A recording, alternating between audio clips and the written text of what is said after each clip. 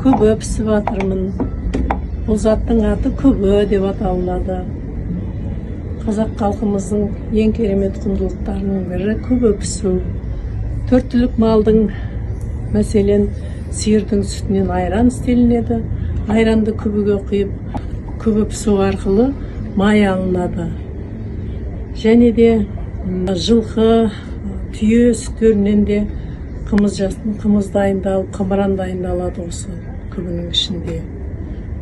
Көбі пайдалануға, ұстап дайындауға ыңғайлы болғандықтан бұның ішінде қымыз, қымыран баптап дайындауға арналған бұл көбі.